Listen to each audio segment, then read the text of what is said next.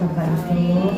Nah, nanti kita sebelum mengevaluasi hasil laporan panjenengan, saya akan sedikit matur mengenai pola makan pada pasien diabetes, karena seperti yang kita ketahui bahwa pengobatan diabetes, untuk pengelolaan diabetes itu bukan hanya obat, jadi ada 5 pilar. Nah, nanti saya akan matur di belakang.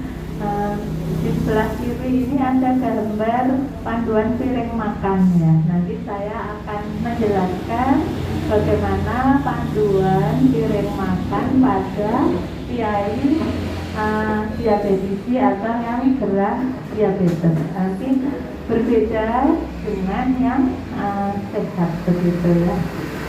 Seperti yang Bapak Ibu ketahui bahwa diabetes itu kan penyakit kalau ada gangguan metabolisme yang terjadi secara kronis sudah lama ya, dengan multi etiologi itu dengan berbagai macam penyebab yang ditandai dengan tingginya kadar gula darah, disertai gangguan tadi metabolisme karbohidrat, lemak, protein, karena ada insufisiensi fungsi insulin. Nah, insulin kemarin sudah saya ceritakan ya waktu di bulan kemarin. Nah, hasil pemeriksaannya bagaimana? Bapak Ibu disebut diabetes kalau gula darah sewaktunya di atas 200, kalau gula darah puasanya di atas atau sama dengan 126 ke atas, atau HbA1c-nya 6,5. Nah, besok kan biasanya di April Oktober dicek ya HbA1c-nya. Nah, nanti berapakah yang terkontrol begitu. Nah, pengelolaan diabetes, jadi tata laksana pada piai diabetes itu ada beberapa langkah. Pertama, dietnya. Kemudian kedua, pengobatannya. Terus olahraga, tidur, dan kelola stres. Apa tuh diet itu? Gitu. Nah, pada kesempatan ini karena judulnya panduan makan, maka yang saya ambil di tata laksana diet. Kalau olahraga kan sudah saya bahas di pertemuan sebelumnya ya. Nah, pada kesempatan ini saya akan membahas mengenai dietnya.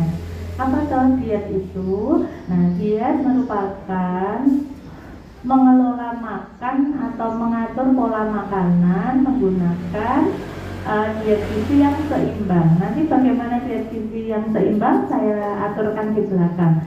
Dengan patokan pada PIDM itu kita kenal 3J. Apa itu 3J? Jenis yang dimakan apa saja, jadwalnya dahar jam berapa saja, kemudian jumlahnya berapa, begitu ya. Ini gambaran piring daharnya Bapak Ibu. Bunda, ini sumbernya dari Kemenkes ya. Dalam piring makan kita bagi menjadi huruf T ya, seperti huruf T. Yang atas setengah dari piring makan itu terdiri dari sayur dan buah. Seperempatnya dari piring makan dipenuhi dengan lauk. Kemudian seperempatnya diisi dengan karbohidrat. Jadi begini, sepiring sehat untuk penyandang diabetes itu tadi setengah sayur, seperempat makanan pokok, seperempat lauk dalam piring. Jadi nanti dipersani nih waktu dahar, banyak nasinya apa banyak sayurnya harusnya? Sayurnya. Jadi sayur buah, baru seperempat nasi, seperempat lauk. Beda dengan yang masa remaja, balita atau yang sehat. Kemudian diperhatikan 3J, jenisnya. Jenis menyesuaikan apa yang didahar. Kemudian jadwalnya pada PIDM itu 3 kali makan utama, 2-3 kali selingan porsi kecil. Jumlahnya disesuaikan dengan berat badannya masing-masing. Ada yang kurus, ada yang normal, ada yang gemuk. Apakah sama? Berbeda. Nanti saya aturkan di belakang. Yang dibatasi apa? Gula sederhana. Kemudian makanan-makanan yang mengandung produk gula, produk lemak, dan produk yang banyak garam. Kecap pakai gula Jawa tak, Bu? Pakai. Jangan lombok ngandung gula Jawa, bumbu pecel, malah kata, Nah, 5 kunci sehat ala diabetisi. Jadi diabetisi itu adalah orang yang berat diabetes.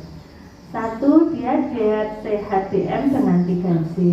2, olahraga. Olahraga sudah kita bahas. Hindari stres. Kemudian cek kadar gula darah yang secara teratur. Ini yang diikhtiarkan Bapak Ibu setiap bulan ya. Dan hindari terjadinya luka. Bagaimana mengontrol gula darah secara berkala? Sudah dicek nih. Tapi Bapak Ibu harus perso. Kalau sudah dicek hasil saya itu normal atau tinggi, begitu ya. Jadi Bapak Ibu harus perso kira-kira gendisnya normal atau tinggi. Nah, kalau dicek di sini sudah siap semua tuh, Bu. Sudah, berarti patokannya di bawah 126. Nanti diperiksa nih hasil labnya di bawah 126 atau lebih, begitu.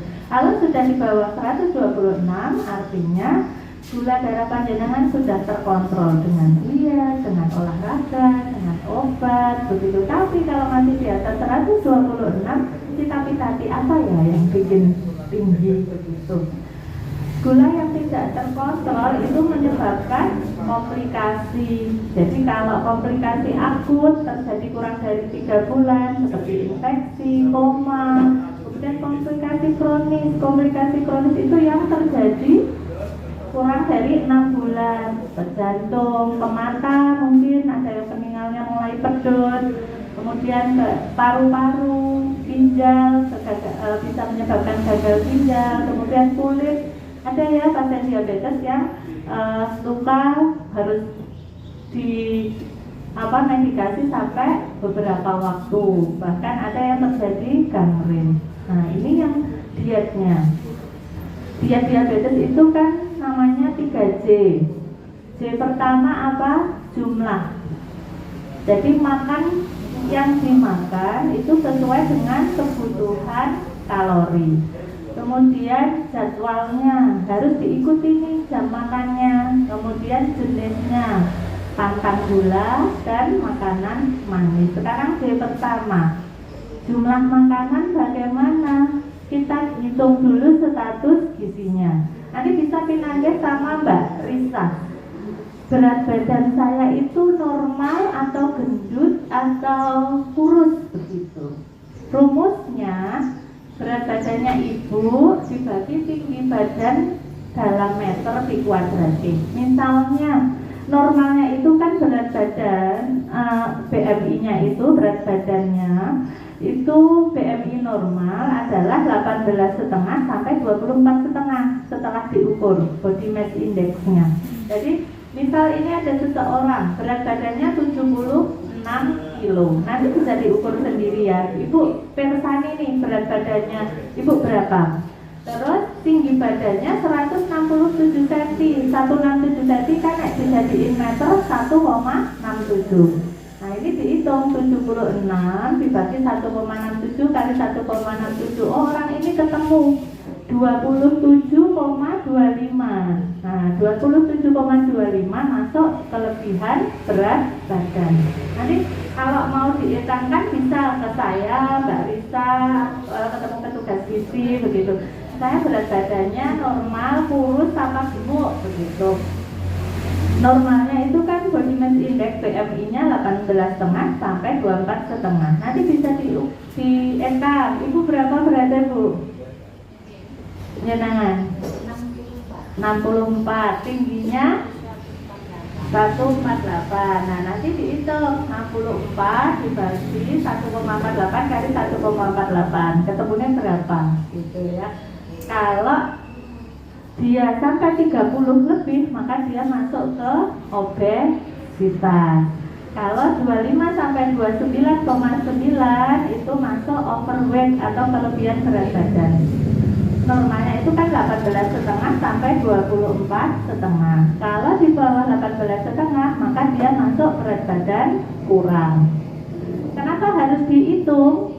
Karena ibu mau bagi nih, saya masuk obes, normal atau kurus, karena kebutuhan kalorinya beda. Ini pada orang yang obes, gemuk, dia energinya butuh 1.300 sampai 1.500 kalori.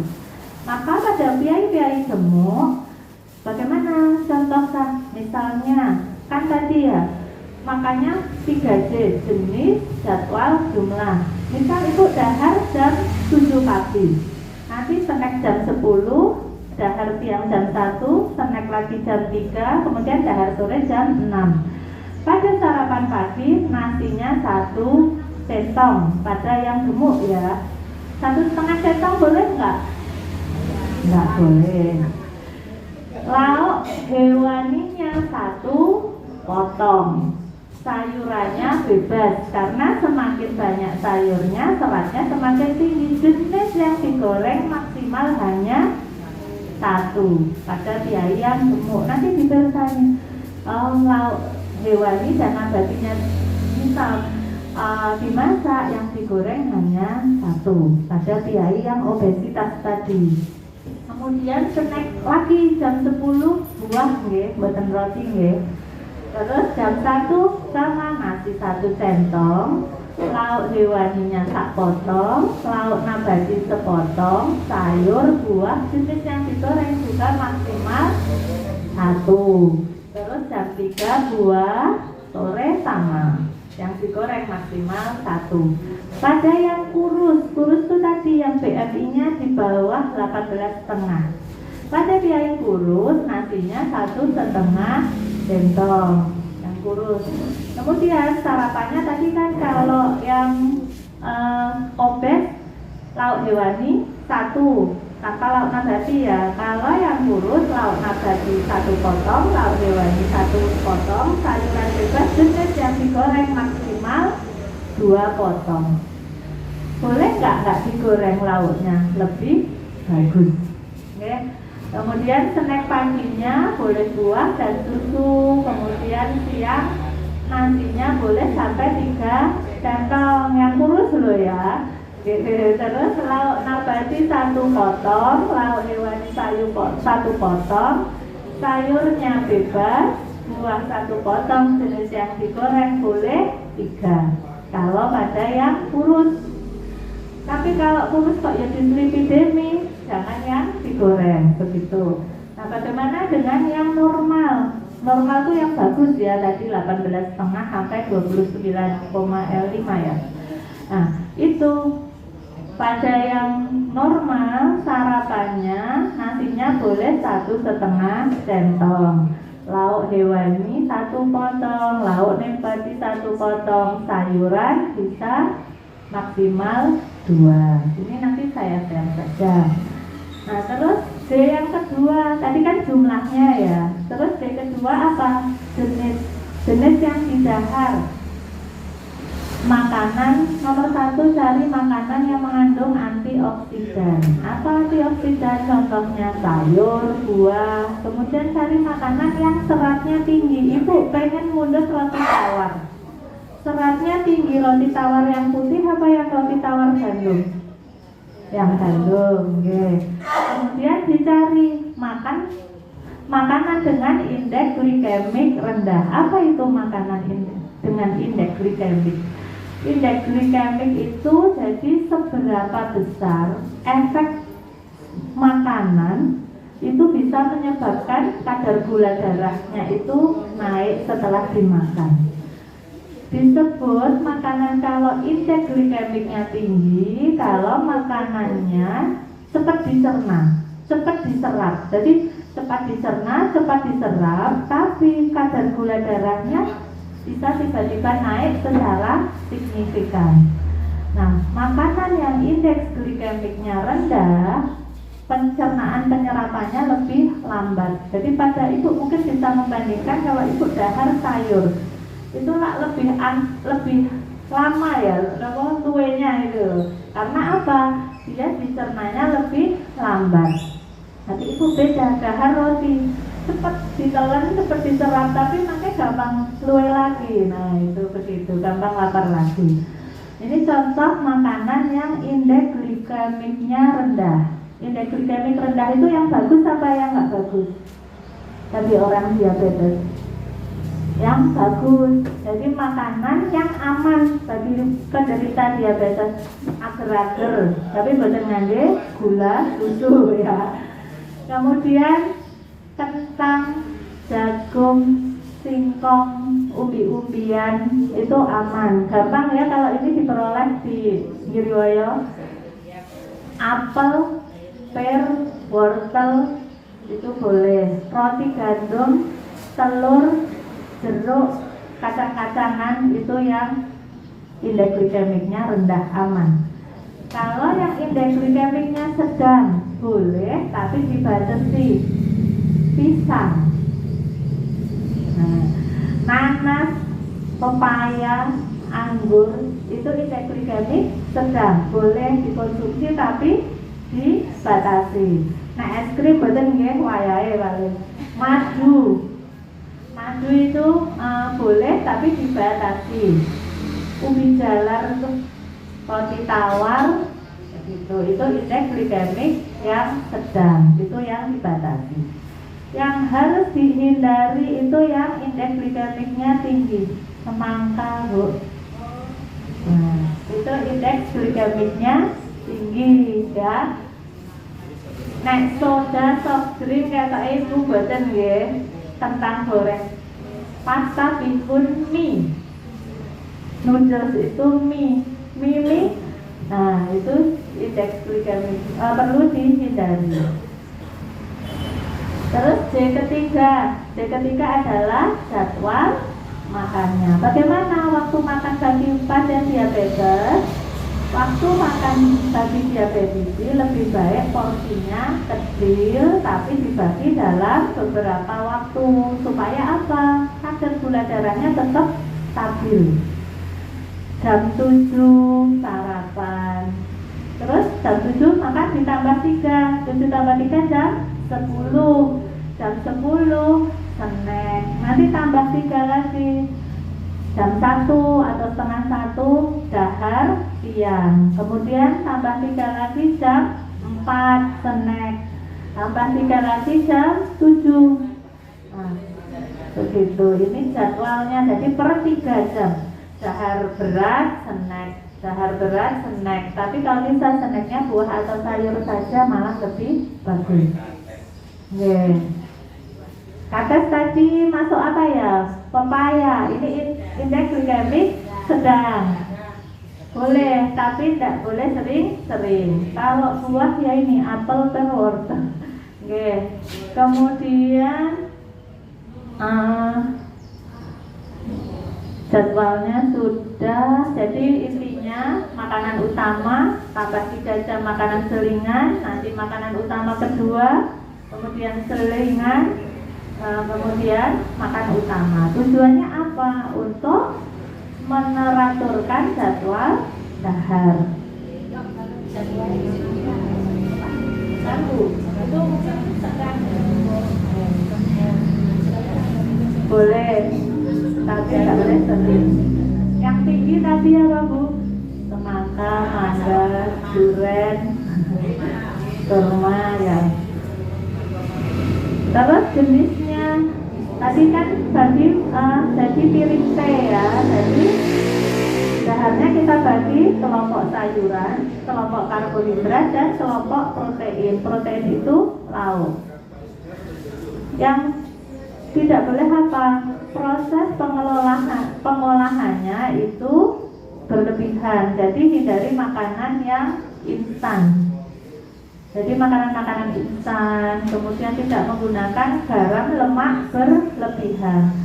Kalau bisa diusahakan 0 gula. Bagaimana kalau jagung? Musim jagung maka dibakar dengan olahraga supaya dia bisa dipecah. Begitu nggih. Garam maksimal berapa Bu? 1 sendok teh.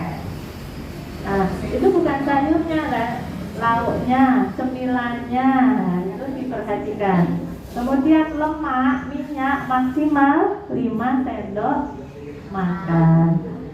Ya, bagaimana anjuran? Mungkin masih ada yang berpuasa Senin Kamis. Nah, bagi piai-piai diabetes yang berpuasa Senin Kamis, maka berbukanya segerakan berbuka. Kenapa harus disegerakan? Karena Bapak Ibu kan ngunjuk obat diabetes supaya tidak terjadi hipoglikemi, gulanya ngedrop, nanti ndredeg. Kemudian pas sahur dipepetke kalih instan. Jadi sahurnya dipepetke kalian instan. Kemudian makan malamnya tetap pakai prinsip saya tadi ya. Berbuka boleh kurma, pisang, melon, pepaya, tapi tidak kan nggak harian ya, jadi masih boleh. Kalau pas siang, hindari aktivitas latihan fisik yang berlebihan. Kenapa nggak boleh? Karena Bapak Ibu ngunjuk obat gula supaya tidak ngedrop. Kemudian dapat mengkonsumsi makanan selingan, tapi tidak terlalu manis ketika menjelang tidur. Mungkin kalau puasa nanti akan saya bahas menjelang Ramadan saja ya. Bagaimana toh caranya mengkonsumsi obat dan dahar pada diabetes yang berpuasa. Jadi intinya pada pengelolaan tata laksana diabetes itu bukan hanya tergantung pada obat. Jadi pertama diet, kemudian ada olahraga, ada obatnya. Jadi yang olahraga kan kemarin sudah kita aturi ya. Kenapa harus olahraga? Supaya insulinnya aktif. Ibu bayangkan gembok dan kunci. Nah, insulinnya adalah kuncinya. Kalau ibu olahraga, maka kuncinya aktif, bisa buka gemboknya. Kalau gemboknya kebuka, gula itu bisa masuk ke sel, tidak beredar dalam darah. Begitu. Mungkin ini yang bisa saya aturkan. Mari perbaiki pola makan kita. Nanti kita bertanya, hasil gulanya segini. Nanti kita evaluasi. Mungkin ini ya. Apabila saya matur banyak kekilafan, mohon maaf. Bila taufiq wal hidayah. Wassalamualaikum warahmatullahi wabarakatuh. Masih ada yang perlu didiskusikan? Nggak ada ya. Oke. Langsung ke pengobatan ya.